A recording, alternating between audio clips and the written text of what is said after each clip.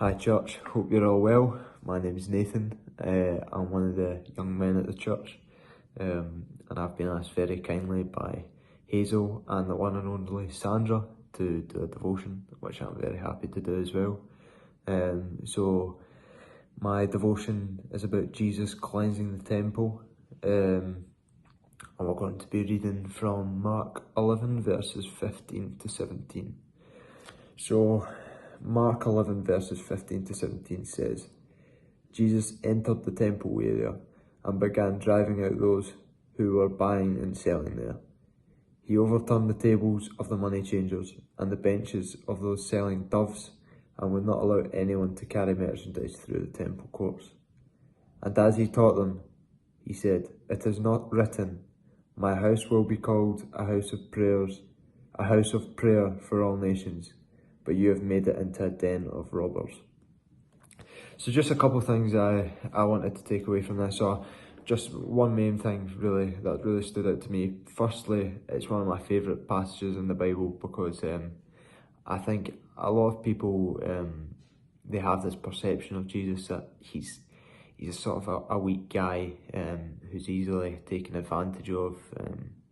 But actually, it fills me especially with a certain level of confidence and of security when you sort of read this and you can see he's not really taking any of it. He's not really taking the snash of the people who are basically disrespecting his house, his temple, but even now we would scorn it as well. But especially back in Jesus' day, going to the temple was like up there with, it was the most important thing you did all week. You waited all week for it. So for for people to disrespect his temple, the place where his father's house, it just fills me with confidence that he didn't just let it slide and he went and did something about it. I think it's very important that we remember that although Jesus is like someone who loves us and forgives us and someone who cares about everyone no matter what we've done, he's also to be feared. I think that's very important to remember as well. He's not just a meek God, he's a God that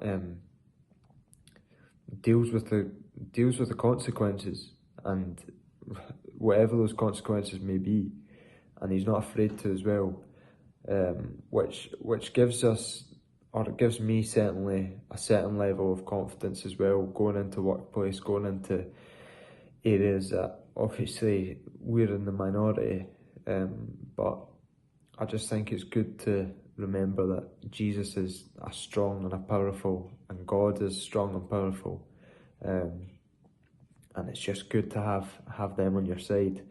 And I think this is probably, the passage here is probably one of the Jesus's most angriest moment, I would say, which definitely says something. But yeah, the main thing I would take away from this is that Jesus is a God who loves you, who cares for you, but he's also someone who we should fear, but we are glad to have on our side.